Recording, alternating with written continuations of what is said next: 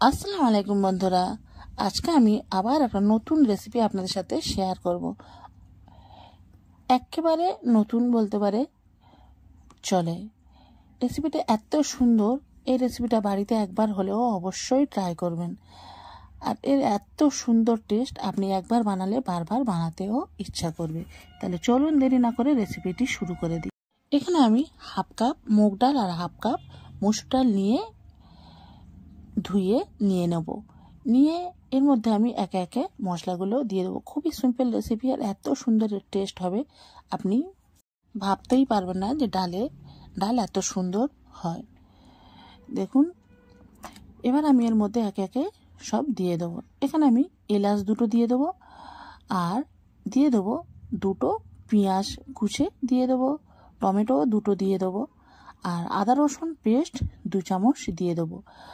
ডালটা আপনারা আপনাদের একটু ইচ্ছা মতো নিতে পারেন, যে কম বেশি আপনাদের ইচ্ছা মতন, কম করলে কম নিতে পারবেন আর বেশি করলে বেশিও নিতে পারবেন। এখানে আমি হাফ কাপ নিয়েছি, আপনাদের ইচ্ছে মতো নিতে পারবেন। এবার আমি এর মধ্যে হলুদের গুঁড়ো 1 চামচ দিয়ে দেবো, আর লঙ্কার গুঁড়োটা আমি 2 চামচ দিয়ে দেবো।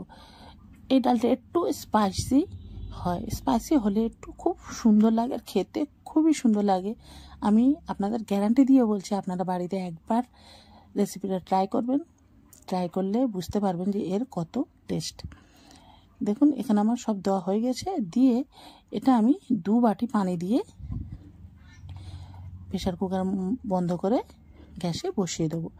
এটা জাস্ট খুব ডালটা একটু দরদরে ভাব থাকবে, ডালটাও ভালো হবে। এটা আমি প্রায় 10 মিনিট, মানে 3 থেকে 4টে সিটি নিয়ে নেব।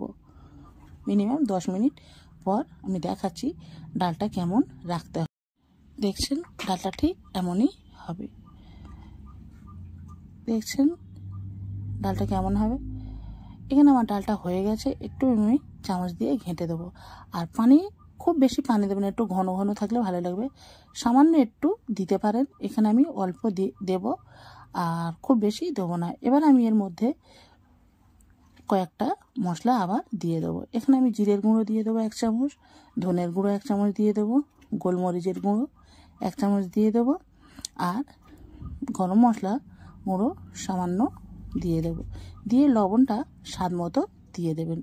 দিয়ে এটা আবার চামচ দিয়ে খুব ভালোভাবে নেড়ে নেব।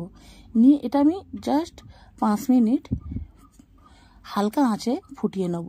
জাস্ট 5 মিনিট হালকা আঁচে, জাস্ট এই মশলাগুলো দেওয়ার জন্য আমি জাস্ট 5 মিনিট হালকা আঁচে ফুটিয়ে নেব। এবার আমি গ্যাসে অন্য একটা কড়াই ঘি দিয়ে দেবো। ঘিটা একটু বেশি দিতে হবে, যেহেতু আমি একটু কম দিয়েছি, কারণ অত রিচ আমার ভালো লাগে না, সেই জন্যে আপনারা একটু বেশি চাইলে বেশি দিতে পারেন ঘিটা।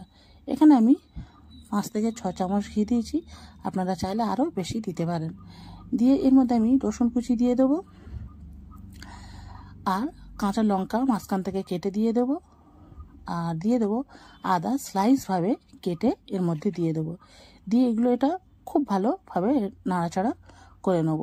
যখন দেখবেন এর মধ্যে থেকে একটা সুন্দর স্মেল বার হচ্ছে, তখনই এর মধ্যে দিয়ে দেবো সিদ্ধ ডিম। এখানে আমি 3টে সিদ্ধ ডিম নিয়েছি, নিয়ে এমনভাবে কেটে কেটে নিয়েছি। দেখুন, এবার এইটা হালকাভাবে নাড়তে থাকবো। খুব বেশি নাড়াচাড়া করবো না, জাস্ট একটু কালার গায়ে এসে গেলে বা একটু এদিক এদিক করে নেড়ে নিয়ে ডালের মধ্যে এটা আমরা দিয়ে দেবো। দেখছেন, এখানে আমার হয়ে গেছে। আর সামান্য এর মধ্যে আমি লঙ্কার গুঁড়ো আর একটু দিয়ে দেবো। এই লঙ্কার গুঁড়োটা আপনারা স্কিপ করতে পারেন, লঙ্কা যদি বেশি না খান।